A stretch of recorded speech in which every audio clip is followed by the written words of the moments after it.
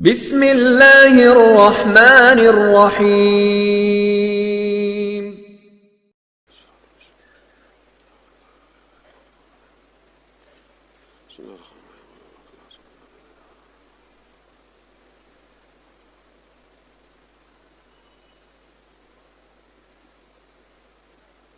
امام زمانہ کی سلامتی کے لیے بلندتر صلوات۔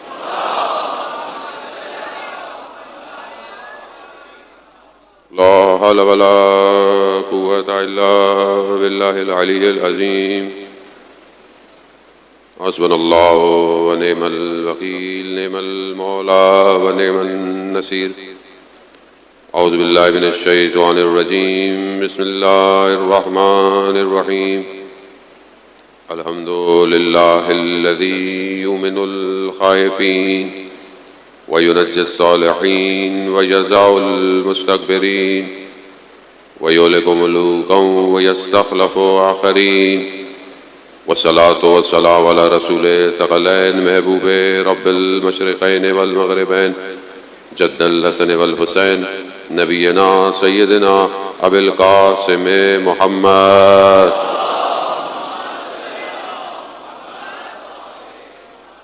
وعلى آلہ الطیبین الطاہرین المعصومین، لا سیما بقیت اللہ فی الارضین، روحی وارواحنا لتراب مقدم الفدا ولعنۃ اللہ علی اعدائہم اجمعین۔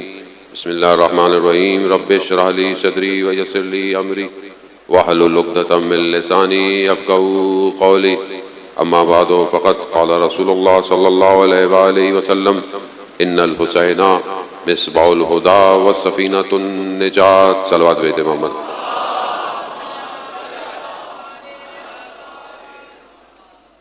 عزاداران سید الشہداء،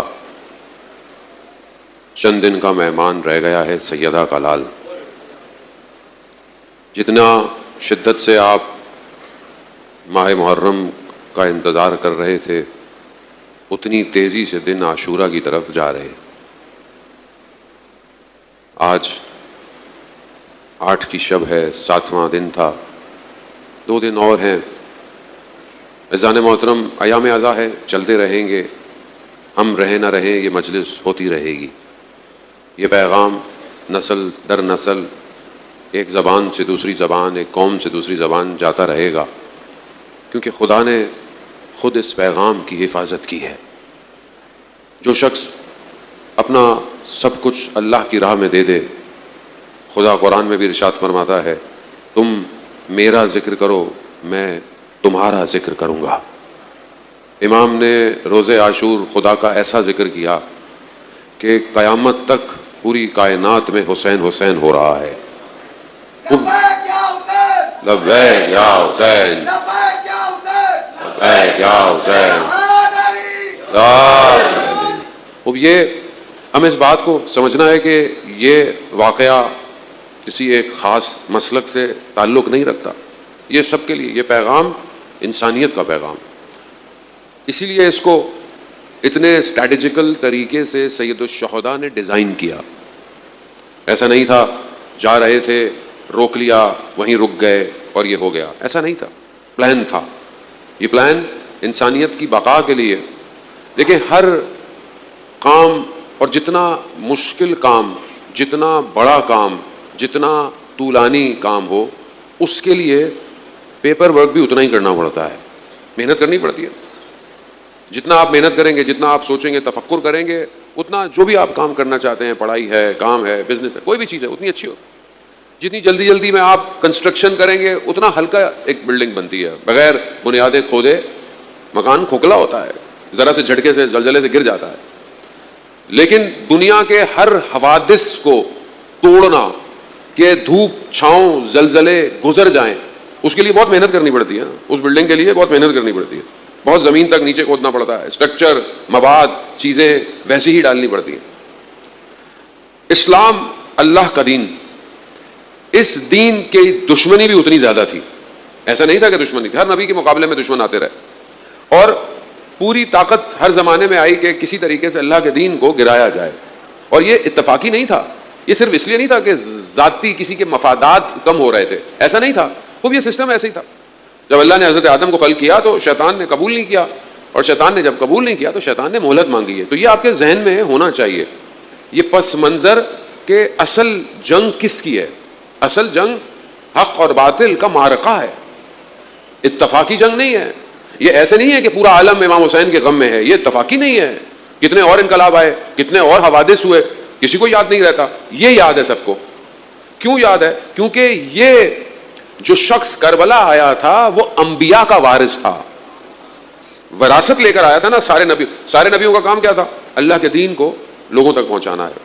اب نبی تو کوئی بھی نہیں ہے, تو ادھر ہر نبی کے مقابلے میں جو آتا گیا وہ بھی اپنے اوج پہ پہنچ چکا تھا. وہاں صرف ایک یزید نہیں تھا, یزیدیت تھی جس کے باطن میں فرعونیت بھی تھی, نمرودیت بھی تھی, ہامون بھی تھے, اور قارونیت بھی اسی کے اندر موجود تھی. یعنی پورا سسٹم جتنا شیطان اپ گریڈ کر سکتا تھا اس نے اپ گریڈ کیا. جہاں جہاں وہ مقابلے میں آتا گیا وہاں وہ مات کھاتا گیا. یہاں اس نے بہت محنت کی تھی. آپ شیطان کو ہلکا نہ لیا کریں, ابلیس کو کبھی بھی ہلکا نہ لیں, کوئی بھی ہلکا نہیں لے.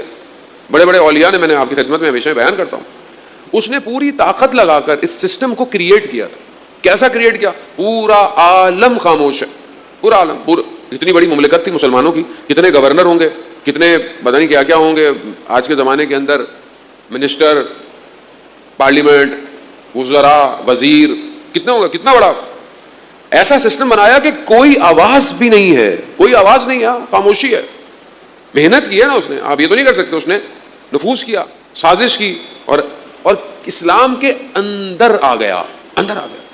یہاں تک پہنچ گیا کہ جس سسٹم کو اللہ کے نبیوں نے بنایا تھا اس کی جڑوں کو کھوکھلا کرنے لگ گیا.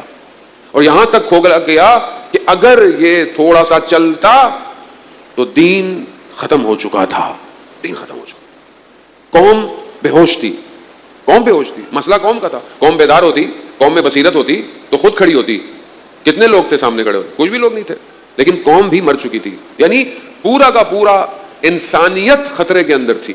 اس لیے کہتے ہیں سید الشہداء کی مجلس کسی فرقے کی مجلس نہیں ہے, کسی مسلک کی مجلس نہیں ہے. یہ پیغام انسانیت کا پیغام ہے, اور اس کو جاری رکھنا. اور ہماری کوئی کوشش نہیں, ہم اپنی کوشش کرتے جانے. وہ تو یہاں بریکٹ میں بولنا چلوں, ذہن میں بات آ گئی. ہر آدمی اپنے طریقے سے اس پیغام کو پہنچاتا ہے.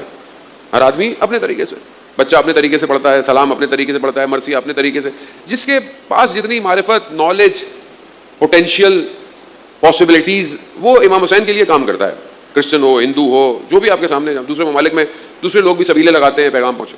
تو یہاں ہمیں بہت ضرورت ہے اس بات کو سمجھنے کی کہ جب یہ پیغام اتنا مہم ہے تو آپ کیا سمجھتے ہیں ابھی ابلیس خاموش بیٹھا ہوگا؟ ابھی شیطان نہیں ہوگا؟ کیا ہوگا؟ اب وہ کیا چاہے گا جب وہ دیکھ رہا ہے کہ اس سچویشن میں کہ دنیا میں بول بالا حسین والوں کا ہو گیا ہے. حسین والوں کا بول بالا ہو گیا نا.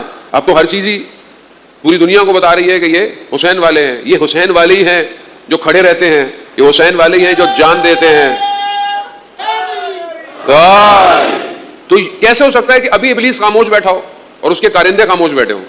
تو یہاں ذمہ داری کس کی ہے؟ لوگوں کی ہے. بابصیرت ہونا چاہیے کہ دشمن پوری سازش کرتا ہے کسی طریقے سے اس ذکر میں خدشہ ڈالا جائے, ذکر کو خراب کیا جائے, تفرقہ ایجاد کیا جائے. اہل سنت, شیعوں کے اندر, شیعوں کے باہر, امت کے مسائل, کچھ نہ کچھ کیا جائے. کیونکہ ظاہر ہے اس کو کچھ تو کچھ کرنا ہی ہے. تو وہ کہاں سے کرے؟ اس کو تھوڑی اچھا لگتا ہے مجالس میں اتنے مومنین. اذان محترم, آپ کے یہاں اچھی خاصی پرسنٹیج ہمارے اہل سنت برادران کی ہے جو روز مجلس میں آتے ہیں. کس کو, کون پسند کرے گا؟ جس نے سالوں سے سازشیں کی ہوں تفرقے کی, اس کو نہیں اچھا لگتا تو وہ ابھی بھی بیٹھا ہوا کہیں نہ کہیں. کبھی کوئی نادان دوست اس کا شکار بن جاتا ہے, کبھی سوشل میڈیا کے ذریعے سے, کبھی غیر محسوس آئیڈیز کے ذریعے سے تفرقہ ایجاد کرتا ہے. بصیرت آپ کو دکھانی ہے, آپ کے اندر بصیرت ہو کہ آپ ان فطروں کو گلا کاٹ دیں. سوشل میڈیا کا رپلائی نہیں ہوتا, فتنے کو دبانے کے لیے اسے اگنور کیا جاتا ہے. کتنے آپ سوچتے ہیں لوگ فلاں نوا خان نے یہ نہیں کہا, فلاں نوا خان کا نوا. یہ وقت ان باتوں کا نہیں ہے. ہر آدمی اپنی نوکری کر رہا ہے. ذاکرین اپنے طریقے سے امام حسین کا پیغام پہنچا رہے ہیں, نوا خان اپنے طریقے سے پیغام پہنچا رہے ہیں, عالم اپنے طریقے سے پیغام پہنچا رہے ہیں, ماتمی انجمن اپنے طریقے سے پیغام پہنچا رہی ہے. سب اپنے اپنے طریقوں سے پیغام پہنچا رہے ہیں. دوسرا کیسے؟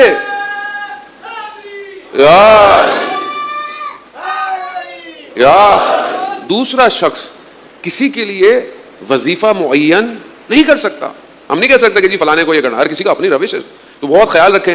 یہ بہت سارے لوگ میں دیکھ رہا ہوتا ہوں سوشل میڈیا پہ, فلانے دیکھیں آپ عالم یوں کر رہے ہیں, فلانے نوا خان کو دیکھیں آپ. نہیں ہے زانے محترم, ذکر ہو رہا ہے ذکر. کسی کو ویسے اچھا لگتا ہے, کسی کو ایسے اچھا لگتا ہے. یہ وقت ایک دوسرے کو نکتہ چینی کا نہیں ہے. امت ایک ہو چکی ہے. اور یہ سازش یہی ہے آپ کے سامنے. جو چیز گھبراہٹ ہے ابلیس کو وہ یہی ہے کہ یہ سارے لوگ ایک چھت کے نیچے آ رہے ہیں, ایک پرچم کے نیچے آ رہے ہیں. یہ وہی پرچم ہے جسے کربلا میں حضرت عباس نے گرنے نہیں دیا. وہی پرچم ہے جان محترم. یہ نظام ولایت علی ہے اور یہ اسی کے نیچے ہے. 12 امام کو ماننے والے اپنے امام کا انتظار کر رہے ہیں. اور ظاہر ہے ہماری کیونکہ اہل سنت برادران آتے ہیں اور لوگ آن لائن بھی سنتے ہیں, یہ بہت ساری باتیں بہت سارے ہمارے مومنین بھائیوں کو پتہ ہوتی ہے. ریپیٹ اس لیے کرتے ہیں کہ تاکہ کنفیوژنس کلیئر ہوں اور عقیدہ واضح ہو سکے. یہ جو ہمارے امام ہیں جن کو ہم امام کہتے ہیں یہ معصوم ہے.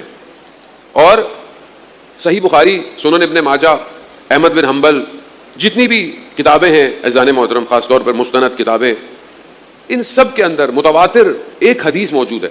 اور بھی بہت ساری حدیثیں. ایک حدیث جو میں آپ کی خدمت بیان کر رہا ہوں, اور وہ حدیث جو ہے وہ پیغمبر اکرم حضرت محمد مصطفیٰ صلی اللہ علیہ وسلم آپ کی خدمت میں ریپیٹ کرتا رہتا ہوں تاکہ یہ ذہن میں بیٹھ جائے. فرماتے ہیں کہ قیامت میں اگر ایک دن بھی رہ جائے گا تو اس ایک دن کو اللہ اتنا طولانی کر دے گا کہ اس میں وہ آئے گا جو میرا ہم نام ہوگا, یعنی رسول کے نام کا نام ہوگا, میری اولاد میں سے ہوگا, اور دنیا کو عدالت سے بھر دے گا جیسے دنیا ظلم سے بھری ہوئی ہے. اب وہ جو آئے گا وہ اللہ کا نمائندہ ہے, اور ہمارے عقائد میں اللہ کا نمائندہ معصوم ہوتا ہے. یہی ایک سب سے بڑا فرق ہے ہمارے فرقے میں اور باقی فرقوں میں. اس میں کوئی وہ نہیں, بہرحال لوگ سب کو مانتے ہیں, ان سب ہستیوں کو مانتے ہیں. حتیٰ جتنے بھی امام ابو حنیفہ, امام شافعی, امام حنفی, یعنی یہ سب مانتے تھے. کس کو؟ امام جعفر صادق علیہ السلام کو. اللہم صلی علی محمد. مانتے تھے, امام کو مانتے تھے. تو ہمارے امام معصوم ہوتا ہے. اور اسنا عشری کس کو کہتے ہیں؟ 12 امام کے ماننے والے کو. تو جو 12 امام کو مانتا ہے وہ معصوم ہے. اب اس کے بعد جب تک امام غیبت میں ہے تو کوئی نہ کوئی سسٹم تو امام تک لے کے جائے گا. ظاہری طور پر اگر کوئی سسٹم لے کے جا رہا ہے تو وہ یہی ولایت فقیہ کا سسٹم ہے کہ جو ہمیں, کیونکہ یہ جو بھی مجتہد ہوتا ہے وہ نائب امام ہوتا ہے. جیسے امام خمینی تھے, رہبر شہید تھے, آیت اللہ سستانی اتنے بڑے مجتہد ہیں, اور ابھی رہبر آیت اللہ مجتبیٰ خامنائی نائب امام ہے. نائب امام ہے, معصوم نہیں ہے, معصوم ہو ہی نہیں سکتے. خود نوکر ہیں, خود کہتے ہیں اپنی کتابوں میں ہم ان کے غلاموں کی قدموں کی خاک ہیں. لیکن کیونکہ وجود میں ولایت کو لیا ہوا ہے تو دشمن کے مقابلے میں کھڑے ہوئے ہیں. اصل یہ ہے, دیکھیں اصل چیز انسان کی ذمہ داری ہے. کربلا ذمہ داری سکھاتی ہے. کربلا یہ نہیں سکھاتی کہ آؤ اور چلے جاؤ. نہیں, آئے ہو ذمہ داری کو ادا کرو. ذمہ داری کو تم نے ادا کرنا ہے, چھوڑ کے نہیں جانا. چھوڑ کے جانے والا امام کی اطاعت نہیں کرے گا جانے والا. تو جیسے کل میں نے آپ کی خدمت میں بیان کیا, کربلا ولایت مداری کا نام ہے, یعنی ولایت پر اوبے کرنا, ولایت کو قبول کرنا. خوب یہ ضروری ہے. کربلا عقلانیت ہے, عقل کی گفتگو کی. کربلا صرف جذبات اور احساسات نہیں ہے, عقل اوج پر ہے. خدا بھی کسی کو پسند کرتا ہے تو اسے اوج یعنی کمال عقل عطا کرتا ہے, اور عبادت بھی وہی کرتا ہے جس کی عقل کمال پر ہو. امام علی علیہ السلام کا یہ قول, اللہم صلی علی محمد وآل محمد, امام کا یہ قول. دیکھیں امام کا یہ قول کہ کچھ لوگ خوف سے عبادت کرتے ہیں, خوف جہنم کا خوف. کچھ لوگ لالچ یعنی تجارت, بہشت جنت میں جائیں گے عبادت کرتے ہیں. اور پھر امام فرماتے ہیں کچھ لوگ پروردگار تیری عبادت کرتے ہیں کیونکہ تو لائق عبادت ہے. اب یہ جو عبادت ہے, خود امام فرماتے ہیں کہ پروردگار میں تیری عبادت اس لیے کرتا ہوں کہ تو پرستش کے لائق ہے. میں خوف کی وجہ سے عبادت نہیں کرتا, میں لالچ کی وجہ سے عبادت نہیں کرتا. یہ انسان کا جو انٹلیکٹ, عقل جب انکریز ہوگی تو اسے خود نظر آئے گا کہ پروردگار تو ہی ہے, تو ہی ہے کائنات, اور کچھ نہیں ہے. اب جب ہم بحث کرتے ہیں کسی سے جو اللہ کی عبادت نہیں کرتا، مثال کے طور پر قرآن میں حضرت ابراہیم کا واقعہ ہے آپ کے سامنے، اس واقعے کو اپنے ذہن کی ونڈو میں کھلا رکھیں تو میں کچھ آپ کی خدمت میں عرض کروں کہ جب یہ سب بتوں کی پوجا کرتے تھے، حضرت ابراہیم منع کرتے تھے، نہیں سنتے تھے، یہ سب کہیں کسی جگہ میلہ تھا، کیا تھا، شہر سے باہر نکلے، اکیلے تھے، پھر جو انہوں نے کیا وہ آپ کو پتا ہے قرآن میں کیا کیا۔ اب اگر آپ کے سامنے کوئی بت پرست ہو، بت کی پوجا کر رہا ہو، تو آپ اس کو تبلیغ کیسے کریں گے؟ کیسے کریں گے آپ؟ کیا تبلیغ؟ آپ سوچو، اپنے ذہن میں سوچو، یار بھر کسی سے پوچھنا تو ممکن نہیں ہے یہاں پہ، آپ اپنے ذہن میں سوچیں، آپ اس کو پہلا سوال کیا بولیں گے؟ ونڈو کھلی رکھیں حضرت ابراہیم والی تو آپ کو سوال یاد آ جائیں گے کہ بھائی یہ مٹی یا پتھر سے بنے ہوئے، ٹھیک ہے، تو یہ تو اپنے آپ کو نجات نہیں دے سکتے، تو تمہیں نجات کیسے دیں گے؟ یہ خود کہیں ہلنے جلنے کے لیے تمہارے محتاج ہیں، یہ تمہیں کہاں سے لے کے جائیں گے؟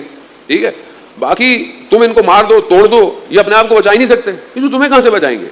یعنی اس میں کچھ نہیں ہے، یہ خود محتاج ہیں، تو یہی کریں گے آپ، ظاہر ہے۔ اور سامنے والا بھی اگر واقعا ان باتوں کو اپنی اس کا قلب سالم ہو تو آپ کی باتوں کو کیا کرے گا؟ قبول کر لے گا۔ لیکن آپ کیا سمجھتے ہیں کہ حضرت ابراہیم نے نہیں کہا ہوگا ان کو یہ باری بات؟ یہی کہا تھا نا، جب مارا، توڑ دیا، بڑے والے کے گردن میں لٹکا دیا تو یہ آئے، بولا یہ کس نے مارا؟ کہا یہ تمہارا خدا ہے نا، پوجا کرتے ہو، پوچھ لو۔ کہا اس سے کیسے پوچھے؟ کہا کیوں؟ کہا یہ تو بول نہیں سکتا۔ کہا جو بول نہیں سکتا تو اس کی عبادت کرتے ہو؟ یعنی وہی دلیل دے کر ختم کر دیا۔ عزیزان محترم، اگر ہم پتھر کے بتوں کو لوہے کے بتوں میں بدل دیں تو کیا قانون فرق ہوگا؟ کیا سوالات چینج ہو جائیں گے؟ یہی رہیں گے، لوہے کا بت بھی ہو تو بھی۔ اگر یار تھوڑا تعامل دیں عزیزان محترم، کربلا سننا آسان ہے، کربلا پہنچنا تھوڑا مشکل ہے۔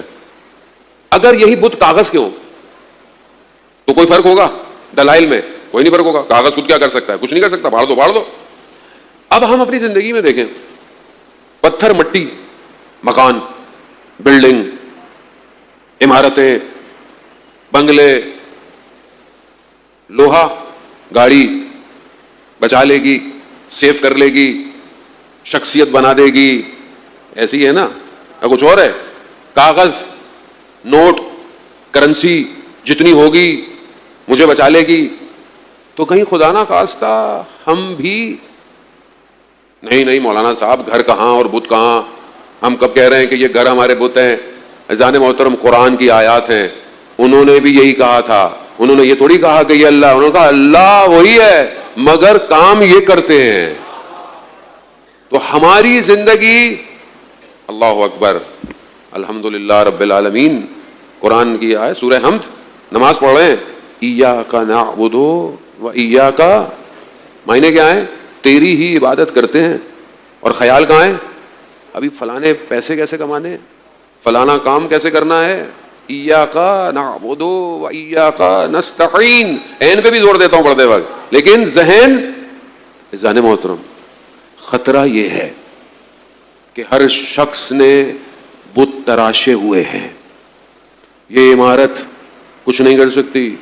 شداد نے 300 سال میں جنت بنائی تھی، جس کو وہ جنت کہتا تھا، اندر نہیں جا سکا۔ جیسے ہی دروازے میں پہنچا، دیکھا ایک جوان کو، کہا میں نے تمہیں کبھی پہلے نہیں دیکھا، کہا میں ملک الموت ہوں، کہا مجھے اندر تو جانے دو، 300 سال لگے، روح قبض کر لی۔ یہ عمارتیں، یہ بلڈنگیں تمہاری شخصیت نہیں بنا سکتی۔ گاڑی ایسی ہو، اچھی بات، میں نہیں کہہ رہا کہ گھر اچھا نہ بنائے، سواری اچھی نہ ہو، لیکن یہ آپ کو بچا نہیں سکتے، یہ آپ کو کہیں لے کے جا نہیں سکتے۔ اتنا بینک بیلنس ہو تو میں بچ جاؤں گا، بینکوں میں رہ جاتا ہے، ہاسپٹل میں سانس نہیں ملتی بندے کو، آکسیجن نہیں دے پاتا کوئی۔ عزیزان محترم، خوب ہم اس کیپٹلسٹ ورلڈ کے اندر، اس نئی دنیا کے اندر الگ سے بت پرستی کر رہے ہیں، بت پرستی۔ اتنا ہمیں قرآن کی آیتوں کی فکر نہیں جتنا ہمیں بٹ کوائن کے گرنے کی فکر ہوتی ہے۔ کھول کھول کے دیکھ رہے ہیں کہاں پہنچا، ریٹ کہاں پہنچا، یہ کہاں ہوا۔ ہم ماڈرن بردگی، غلامی کے اندر ہیں، ہمیں نہیں سمجھ میں آ رہا۔ سسٹم شیطان کا پیچیدہ نظام ہے، آپ کیا سمجھتے ہیں وہ آرام سے بیٹھا ہوا ہے؟ وہ کون بچائے گا اس پیچیدہ نظام سے؟ کون بچائے گا؟ کوئی نہیں بچا سکتا سوائے امام معصوم کے۔ کیوں؟ کیونکہ وہ ان سارے نظاموں سے اوپر ہے، وہ وہاں سے لے رہا ہے جو عرش سے اتر رہا ہے، عرش سے اتر رہا ہے. وہ اسماء الہی ہیں، پھر عرش ہے، پھر کرسی ہے. یہ جو سلسلہ ہے نور کا کہ اللہ نور السماوات والارض، یہ نور اس سچویشن میں نیچے اتر رہا ہے. یہاں ملائکہ اس کے لیے ہیں، مختلف الملائکہ. پروردگار نے ایسے کیا. اسباب ضروری ہیں، ایسا نہیں ہے کہ زندگی میں اسباب کی چیزوں کی ضرورت نہیں ہے، مگر کوئی بھی جنگ اسباب پہ جیتی نہیں گئی. 72 تھے کربلا میں، پورا عالم اسلام خاموش تھا، جتنا یزید لا سکتا تھا لے کر آیا، مگر 72 نے ایسی جنگ جیتی ہے کہ قیامت تک کی یزیدیت کانپ رہی ہے.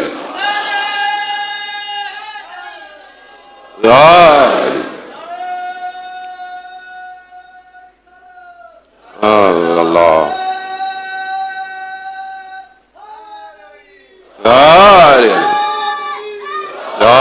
وہ جانے بہت ضرورت ہے یہاں. بہرحال انسان اس دور میں اپنے وظیفے کو پہچانے. آپ اپنے آپ کو اگنور نہیں کر سکتے. مجھے اس سے کیا، دنیا میں کیا، میری کیا ذمہ داری نہیں ہے. جانے پروردگار کہہ رہا ہے کہ سب کچھ. قرآن کی بہت ساری آیات ہیں، خلاصہ مفہوم آپ کی خدمت میں بیان کر رہا ہوں. جو کچھ ہے وہ متقین کے لیے ہے، تقوی اختیار کے لیے. اگر خدا بھی کسی پر، حدیث امام جعفر صادق علیہ السلام ہے، اللہم صلی اللہ، اگر خدا کسی کو اکرام کرنا چاہتا ہے، کرامت دیتا ہے، تو اس کو کیا دیتا ہے؟ اس کو تقوی دیتا ہے. تقوی کے معنی کیا ہے؟ بھائی جو کہا ہے کرو، جو نہیں کہا چھوڑ دو. بہت آسان ہے، مشکل نہیں ہے ڈیفینیشن. وہ مولویوں نے ہم لوگ مشکل بنا دیں. جو کہا ہے اس کو عمل کرو. کیا کہا ہے اس کو عمل کرو، تو عمل کرو. آپ کی ڈیوٹی ہے، آپ کی ذمہ داری ہے. دین نماز روزہ حج زکوٰۃ نہیں ہے صرف. دین 3 چیزوں میں ڈیوائیڈڈ ہے. ایک حصہ یہ عبادات کا ایک حصہ ہے، ایک حصہ عقائد کا ہے، ایک حصہ اخلاق کا ہے. یہ تینوں چیزیں اچھی ہونی چاہیے. اور آپ کی ہر دور میں آپ کے کاندھے پر ذمہ داری عائد ہے. اس ذمہ داری کو جو آپ کی ہے کوئی اور ادا نہیں کر سکتا، کوئی بھی ادا نہیں کر سکتا. یہ میں نہیں کہہ رہا، یہ بھی امام جعفر صادق علیہ السلام نے ارشاد فرمایا. صلی اللہ علیہ محمد. امام سے پوچھا کسی نے، مولا یہ بتائیں کہ آپ اپنی صبح کیسے کرتے ہیں، یعنی آپ کا دن سٹارٹ کیسے ہوتا ہے؟ تو امام نے بولا میرا دن شروع ہوتا ہے اس سے کہ جو اللہ نے میری ذمہ داری رکھی ہے اسے میں نے ہی ادا کرنا ہے، کسی اور نے نہیں کرنا. دوسرا، جو رزق اللہ نے میرے نصیب میں لکھا ہے اسے کوئی اور حاصل نہیں کر سکتا. تیسرا، میرا ہر قدم مجھے میری آخرت کی طرف لے کے جا رہا ہے تو مجھے اس کی فکر ہے، مجھے آخرت کی طرف. چوتھا، میرے اعمال لکھے جا رہے ہیں تو مجھے ان کی حفاظت کرنی ہے. امام فرما رہے جانے موت، جو میری ذمہ داری ہے وہ ادا کرنی ہے. میری ذمہ داری کیا ہے آج کی سوسائٹی کے اندر؟ یہ آپ کو پونڈر کرنا ہے، یہ آپ کو سوچنا ہے. آپ بیٹے ہیں، باپ ہیں، بھائی ہیں، اسٹوڈنٹ ہیں، اسکول میں پڑھتے ہیں، کالج میں پڑھتے ہیں، یونیورسٹی پڑھتے ہیں، جاب کرتے ہیں. جاب کی بھی الگ الگ نوعیتیں ہیں. کوئی بھی کام کرتے ہیں، آپ کا اپنا بزنس ہے، کچھ بھی کرتے ہیں، ایک ذمہ داری معاشرے کی آپ کے اوپر ہے. اخلاقی ذمہ داری ہے، گھر کی ذمہ داری ہے، سوسائٹی کی ذمہ داری ہے. بہت ضروری ہے. انسان اگر وظیفہ شناس نہ ہو، انسان اپنے اعمال کی حفاظت نہ کرے، کیا ہوا؟ شخص تھا یہ امام جعفر صادق علیہ السلام کے دور کے اندر، اللہم صلی علی امام کے دور میں شخص تھا. امام نے بہت اس کے بارے میں سنا ہوا تھا، لوگ اس کی بڑی تعریف. ایک دن امام نے دیکھا کہ کھڑا ہوا ہے، لوگ اس کو گھیرے ہوئے ہیں. تو امام نے دیکھا کہ دور سے کیا کر، پھر یہ چلا. تو امام نے کہا میں دیکھوں تو صحیح، یہ اتنی لوگ اس کی تعریفیں کرتے ہیں، یہ کرتا کیا ہے؟ تو دیکھا کہ وہ نکلا اور تندور پہ گیا، روٹیاں جہاں ملتی. اس نے دیکھا کہ جیسے ہی تندور والے نے تھوڑا ادھر ادھر دیکھا، اس نے 2 روٹیاں چرا لی. امام نے بڑا کیا کہ روٹیاں چرا رہا ہے. تو امام نے کہا کہ ہو سکتا ہے شاید روٹی والے سے حساب کتاب ہو اس کا. آگے گیا پھل کی دکان پہ، تو دیکھا جیسی پھل والے نے ادھر ادھر دیکھا 2 انار چوری کر لیے. وہاں بھی امام نے تعجب کیا، لیکن پھر بھی امام نے کہا کہ ہو سکتا ہے کہ پھل والے کے ساتھ اس کا لین دین ہو. آگے تھوڑا گیا تو دیکھا ایک فقیر بیٹھا ہوا تھا. اس فقیر کو روٹیاں دے دی، ظاہراً تو اچھا کام کیا. آگے بڑا ایک بیمار تھا، اس بیمار کو 2 انار دے دیے. جیسے آگے گیا تو امام نے بولا رکو میں آپ سے کچھ پوچھنا چاہتا ہوں. کہا کیا؟ کہا میری سمجھ میں نہیں آیا کہ تم نے پہلے روٹیاں چوری، انار بھی چوری، اور پھر تم نے وہ بانٹ دیے. تو کہا پہلے تو آپ بتائیں آپ کون ہیں؟ امام کو نہیں پہچانتا تھا. آپ کون ہیں؟ امام نے بولا کہ بھائی میں ایسے ہوں. کہتے نہیں کہاں رہتے ہیں؟ کہا مدینے میں ہوں. کہا حسب نسب؟ کہا میں رسول کے حسب نسب سے. وہ پھر پہنچ گیا کہ کون ہے. کہتا آپ کی حسب نسب ایسا ہے تو آپ کو نہیں سمجھ میں آیا میں نے کیا کیا. آپ اب آگے امام کو کہتا ہے کہ آپ نے قرآن کی آیت نہیں پڑھی؟ امام نے کہا نہیں آپ بتا دو. تو اس نے کہا کہ اللہ قرآن میں کہہ رہا ہے کیا کہہ رہا ہے کہ جب کوئی نیکی کرو، ایک نیکی کرو تو میں اس کے بدلے میں کتنے لکھوں گا؟ 10، اور جب کوئی تم گناہ کرو گے تو اس کے بدلے میں ایک ہی لکھوں گا. تو اب میں نے 2 روٹیاں چرائیں 2 گنا، 2 انار چرائے 2 گنا، غریب کو روٹیاں دے دیں 20 ثواب، انار دے دیے 20 ثواب، 40. تو کہا 40 میں سے 4 مائنس کر لیں. تو کہا 46 تو پھر بھی یعنی 36 تو پھر بھی میرے پاس ہے. امام نے کہا تیری ماں تیری عزا میں بیٹھے، تو نے قرآن پڑھا ہی نہیں صحیح طرح، سمجھا ہی نہیں. کہا خدا قرآن میں ہی کہتا ہے میں عمل کو تقوی والوں سے قبول کرتا ہوں، میں عمل چور کا قبول. کہا تم چوری کی، لوگوں کا مال کھایا، لوگوں کا حق کھا کر لوگوں کو دے کر ثواب کما رہے ہو. ہمارا بھی کچھ چیپٹر ایسے ہی ہے، نیکی تقوی اختیار ہونا چاہیے، وجود میں ہونا چاہیے. یہ 2+2 سچویشن نہیں ہے. پرہیز جتنا کریں گے، جتنا عمل کریں گے، اتنی نورانیت بڑھتی چلی جائے گی. جہاں ذرا سا بھی غلطی ہوئی بعض اوقات پوری نور نکل جاتا ہے، پورا نور نکل جاتا ہے، پورا نور. اللہ کے ولی اتنے اپنا خیال رکھتے تھے کہ کہیں کوئی ایسی چیز نہ ہو کہ جو انہوں نے عبادت کی ہے وہ پرواز کر جائے. پرواز کر، خاموش رہتے تھے، بولتے نہیں تھے. امتحان ہے نا، آزمائش ہے. شیطان ایکٹیویٹ ہے. شیطان قوم کو نہیں چھوڑتا، شیطان شخص کو نہیں چھوڑتا، کسی کو نہیں چھوڑتا. بہت بڑے عالم دین تھے، آیت اللہ غازی طباطبائی کے شاگرد تھے، لوہار تھے. اتنی عبادت کرتے تھے، ساری رات قیام میں کھڑے رہتے تھے، بہت عبادت کرتے تھے. امتحان کیا تھا؟ جب گھر جاتے تھے، غریب تھے، جتنی محنت کرتے تھے، لوہار تھے، جو پیسہ آتا تھا ڈبے میں لوگ ڈال دیتے تھے، اور ڈبے میں لکھا ہوتا جس کو جتنی ضرورت ہے لے جاؤ. آخر میں ان کے اپنے لیے تھوڑا سا سکہ ہی بچتا تھا بس. فقر، اس فقر کی وجہ سے ان کی زوجہ کی جو والدہ تھیں وہ بہت زیادہ ان کو برا بھلا کہتی تھی. اتنا برا بھلا کہتی تھی، اپنے استاد کے پاس پہنچے کہ مجھ سے صبر نہیں ہوتا جو یہ مجھے بولتی ہیں. انہوں نے کہا تمہارا امتحان یہی ہے، خاموش خاموش. ایسی خاموشی اختیار کی. ایک دن انہوں نے اتنا بولا، یہ کربلا سے باہر نکل گئے. باہر نکلے کربلا سے، دیکھا اپنے وجود کے اندر سے نفس نکل کر باہر چل رہا ہے. آزمائش ہے، امتحان ہے. شیطان ہر وقت آپ کے پیچھے لگا ہوا ہے، فرصت تلاش کرتا. اپنے آپ کو بہرحال انسان اس نور کی حفاظت کریں. انسان موت، یہ جو مجلس کی نورانیت ہے اس کی حفاظت کریں. مجلس سے اٹھ کر اس نور کو بچا کے رکھا کریں. یہ نہ ہو کہ کہیں سڑک پر کسی کام میں کسی وجہ سے کوئی چیز آپ سے چھین لے جانے والی. ان الحسین مصباح الہدی ہے، ہدایت کا چراغ ہے. بڑے بڑے خطا کار لوگوں کو حسین نے لمحوں میں معاف کیا ہے. یا حسین، امام حسین بہت کریم ہے. یا رسول اللہ، یا امام حسین کریم ہے. کرامت انہی کے پاس ہے. جانے موت، وہ بھی یہ سمجھنے کی ضرورت ہے کہ یہ اپنے وجود میں رکھیں گے تو ہی ہم معاشرے کو بہتر کر سکتے ہیں. ہر چیز آپ کے، میں نے بتایا کہ ماشاءاللہ زیادہ تر آپ لوگ جوان آتے ہیں، تو یہ جو ذمہ داری ہے، پہلی چیز پروردگار اگر دینا چاہتا ہے اگر دین کی کوئی چیز، تو پھر دین کے لیے فکر دیتا ہے، تفکر دیتا ہے. آپ کی ذمہ داری ہے، میری بھی ذمہ داری ہے کہ ہم اپنے 24 گھنٹوں کو ٹیسٹ کیا کریں. بلڈ ٹیسٹ کرتے ہیں نا، اس بلڈ میں یہ ہے، یہ ہے، یہ ہے، یہ پرابلم ہے، یہ بیماری ہے، شوگر ہے، ڈائبیٹک ہے، سب کچھ کرتے ہیں. آپ اپنا ٹیسٹ کریں، کتنی پرسنٹیج ریلیجن پہ میں عمل کرتا ہوں 24 گھنٹے میں. لکھیں لکھیں، کام آئے گا. یہ اس دن سے بہتر ہے جس دن بتایا جائے گا. اس دن بتایا جائے گا، اس دن آپ کو موقع نہیں دیا جائے گا، اس دن بتایا جائے گا. تو بہتر ہے آج لکھ لیں کہ بھائی یہ میرے اندر کمی ہے، یہ میرے اندر برائی ہے، خدا نہ خواستہ یہ میرے اندر ہے. اس کو چارٹ بنائیں. خود محنت ہی کر رہے ہیں. آج کل تو ماشاءاللہ چیٹ جی پی ٹی ہے، چیٹ جی پی ٹی کو بتا دیا کریں، وہ بنا کے دے دے گی آپ کو. چارٹ بنائیں، بہتر کریں. اپنی خوراک کے بارے میں آپ اتنا پوچھتے ہیں، اپنے کام کے بارے میں چیٹ جی پی ٹی سے پوچھتے ہیں، دین کے بارے میں پوچھنا ہے. ہو سکتا ہے ساری اچھی انفارمیشن نہ دے کیونکہ وہ دیندار والوں نے نہیں بنایا اس کو، ہو سکتا ہے. لیکن آپ کم از کم اپنا چارٹ تو بنائیں کہ میں دن میں یہ کرتا ہوں. مولانا صاحب مطلب مجھے نہ بتائیں، اپنے آپ کو بتائیں. مثلا میں فجر کی نماز کبھی پڑھتا ہوں، کبھی خدا نہ خواستہ رہے، ویسے تو نہیں رہتی ہوگی، انشاءاللہ سب پڑھتے ہیں. تو میری تلاوت قرآن ٹک لگائے نا، کوئی مشکل کام نہیں ہے. میں گھر میں اونچا بولتا ہوں، میں نے والدہ کو اونچا جواب دے دیا، نوٹ کریں اس کو. میں نے اپنے بھائی کے ساتھ اچھا رویہ نہیں کیا. اپنے دوست کا 4 لوگوں میں بیٹھا ہوا تھا، اس کا میں نے مذاق اڑایا. روڈ پہ جا رہا تھا، ایک شخص یا گاڑی یا بائک گزری، میں نے اس کو پیچھے سے پتہ نہیں کیا کہہ دیا. نوٹ کریں، یہ سب حساب کتاب ہے آپ کا. یہ روز محشر جب دکھایا جائے گا اس وقت بہت مشکل ہوگی، اس وقت معافی مانگنے کا موقع نہیں ملے گا. ابھی موقع ہے اپنے آپ کو بہتر کرنے کا.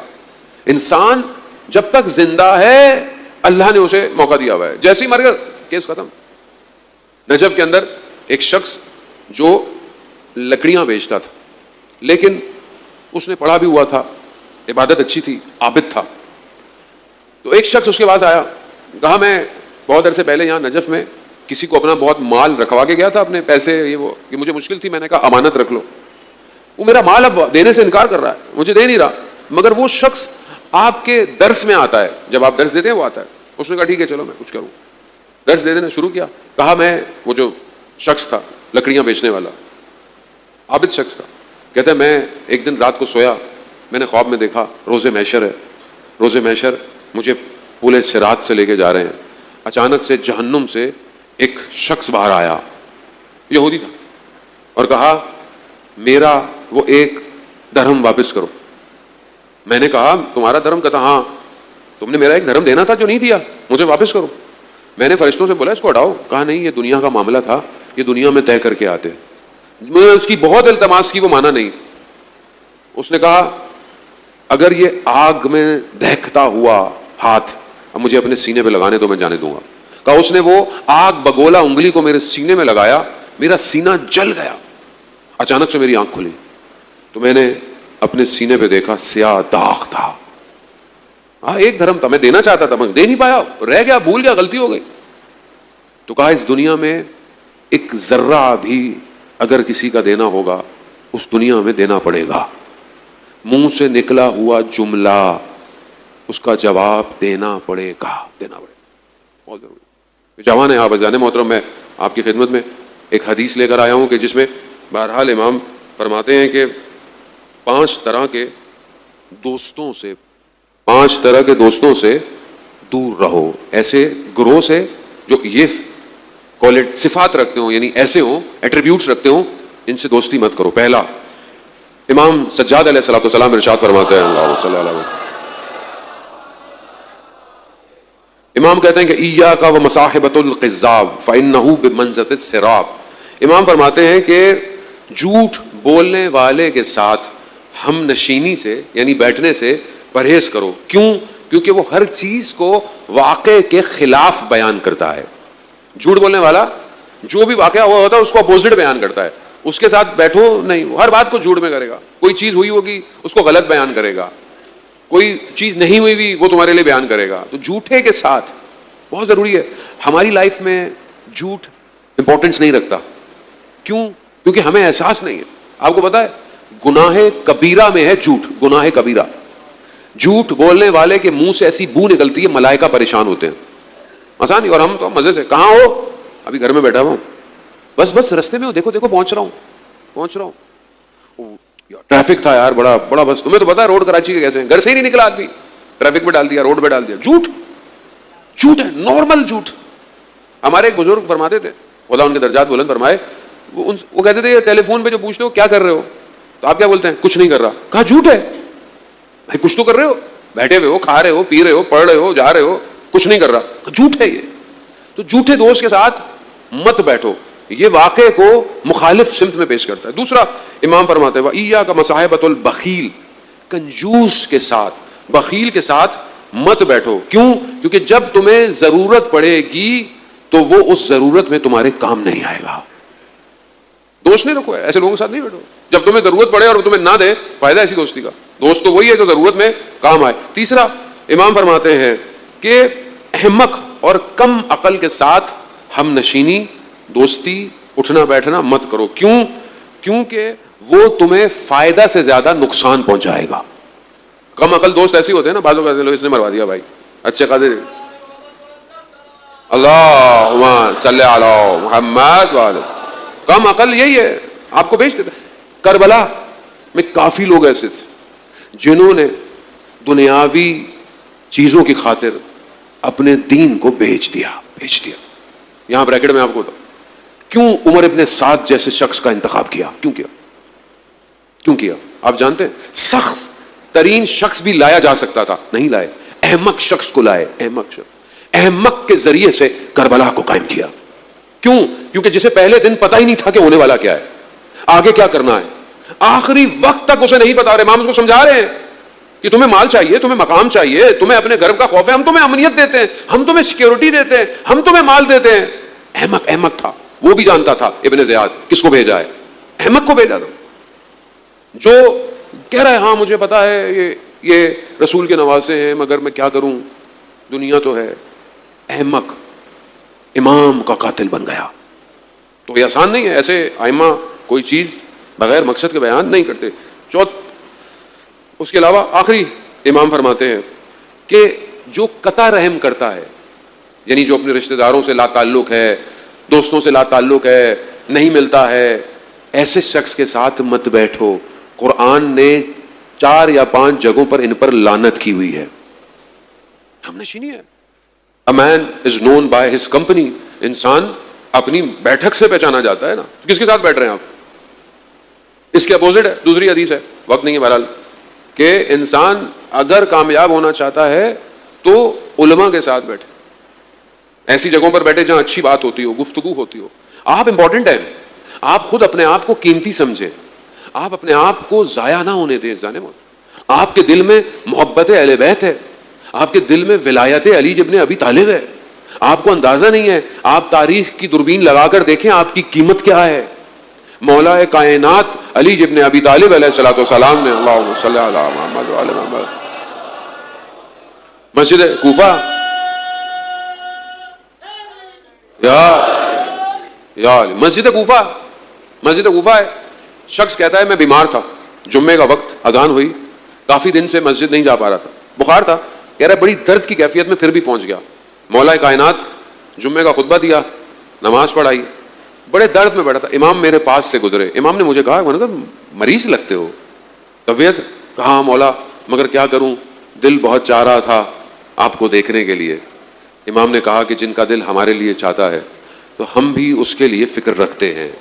تو اس نے بولا مولا کیا یہ بات صرف ان کے لیے جو آپ کے سامنے؟ کہا نہیں، جو کہیں بھی رہتے ہوں اگر ہمارے لیے سوچتے ہیں، ہم سے محبت کرتے ہیں تو ہم بھی ان کی فکر رکھتے ہیں. کہا مولا کیا یہ اس زمانے کے لیے؟ کہا نہیں، یہ قیامت تک کے زمانے کے لیے ہے.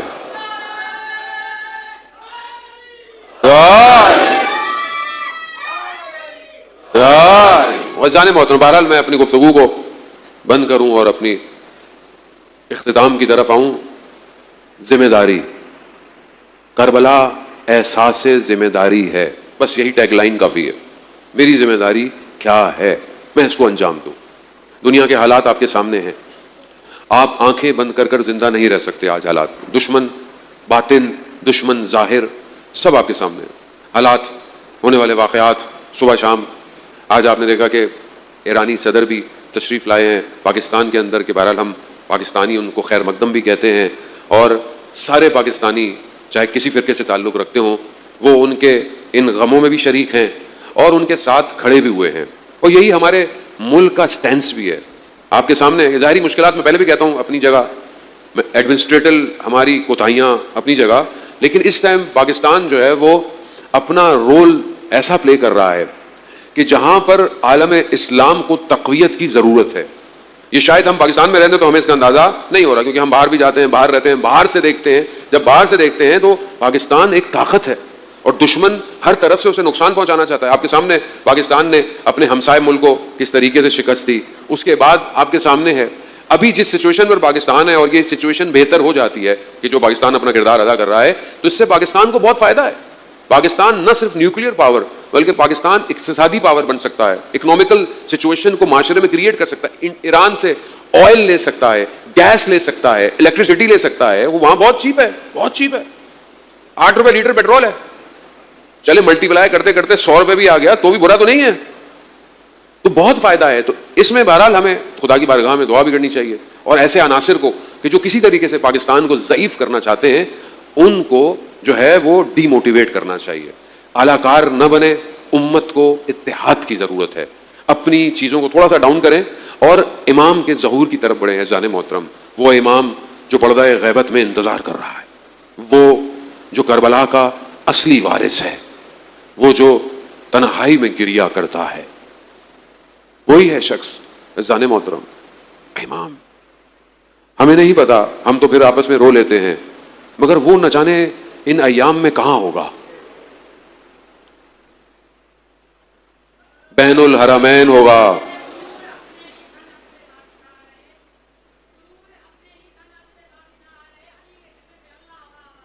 واہ واہ، سبحان اللہ، سبحان. درود بھیج دے محمد والے محمد، اللہم صلی علی محمد والے محمد. یا اذان مطلب ویسے میں موٹیویٹ نہیں کرتا مجلس میں کھڑا ہو کے کوئی شعر پڑھے، لیکن بہرحال بچے نے شعر پڑھ دیا، میں موٹیویٹ نہیں کرتا کیونکہ بہرحال اور بہت سارے مسائل ہوتے ہیں. تو آپ بہرحال امام کی طرف توجہ کریں. بہت بڑے عارف تھے تہران میں، ان سے ہر ہفتے امام زمانہ ملنا آتے تھے. بڑے بڑے علماء ان کی خدمت میں حاضر ہوتے تھے. ایک دن ایک عالم نے ان سے پوچھ لیا، کام وہ کیا کرتے تھے؟ یہ بستروں کو سینے والے تھے، وہ کفاش کہتے ہیں کہ سیدھے ہوتے. ان سے پوچھا کہ آخر آپ نے ایسا کیا کیا کہ امام آپ سے ملنے آتے؟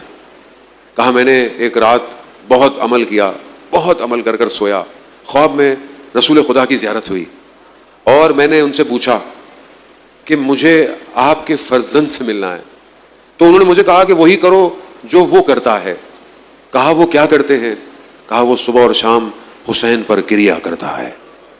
اذان محترم، امام زمانہ اپنے جد حسین پر کریا کرتے.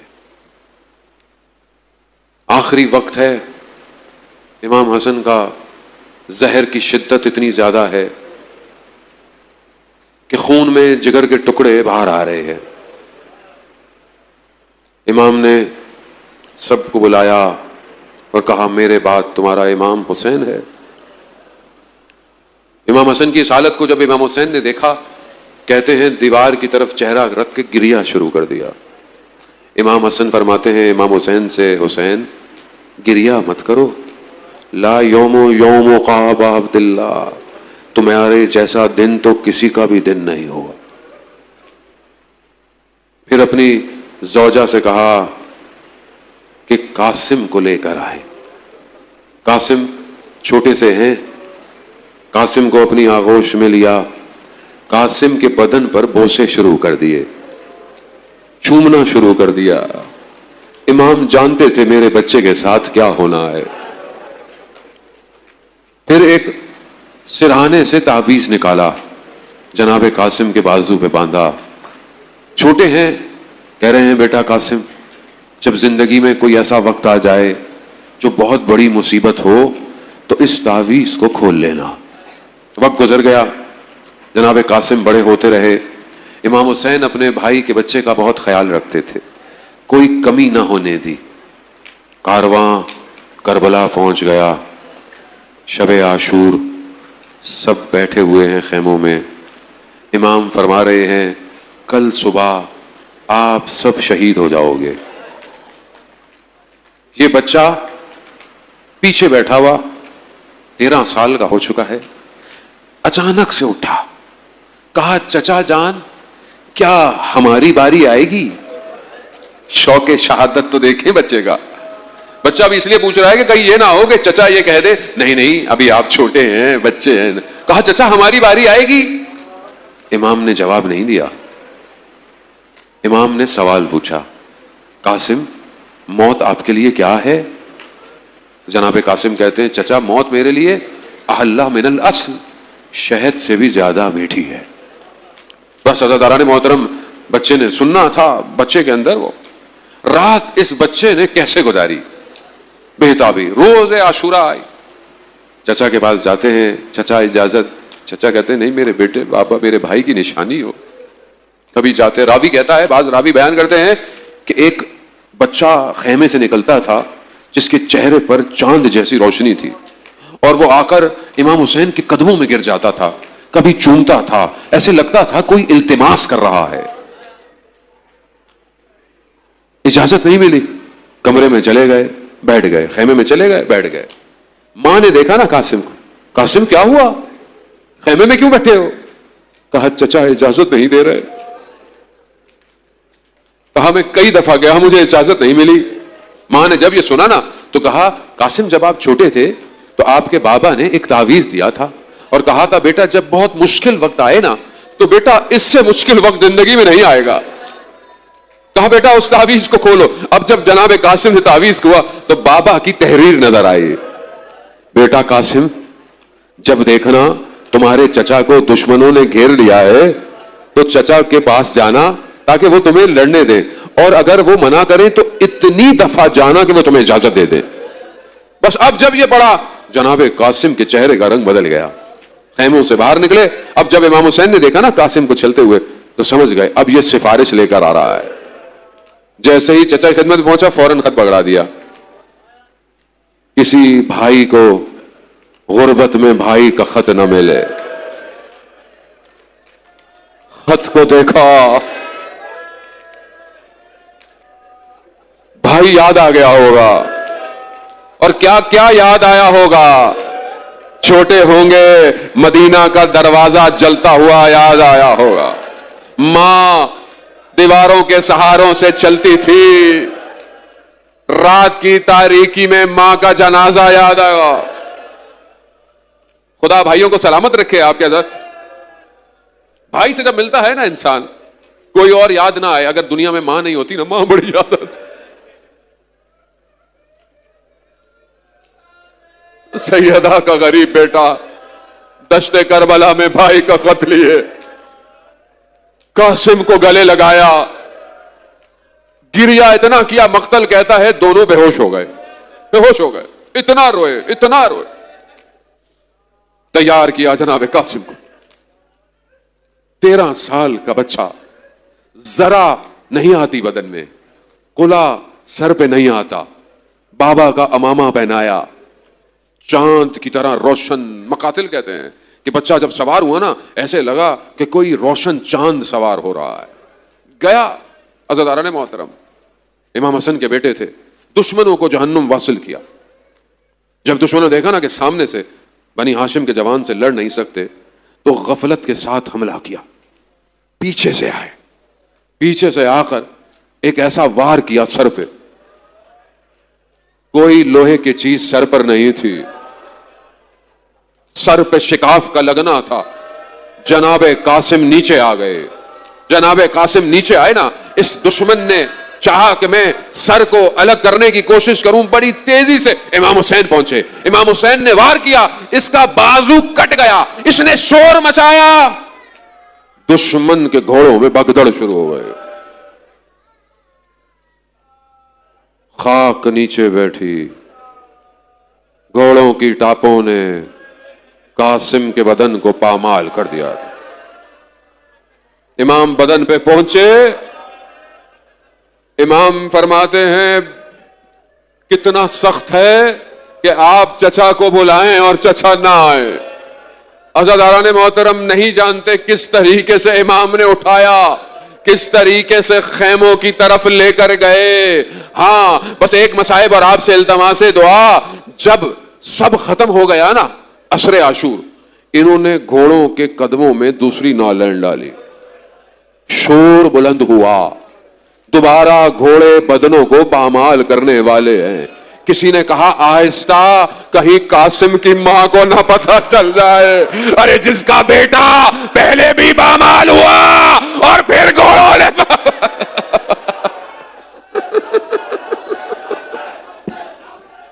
بھائی کی نشانی کو سرور گٹھڑی میں اٹھا کر لائے ہیں, اور غش کھاتی گئے میں فروا سب رو کر نوحہ پڑھتے ہیں. ہائے ابن حسن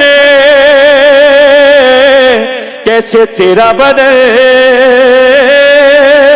ٹکڑوں میں بٹا کر بلا میں. یا حسین یا حسین یا حسین یا حسین یا حسین یا حسین یا حسین یا حسین یا حسین یا حسین. اور جتنے ٹکڑے حسن کے جگر کے ہوئے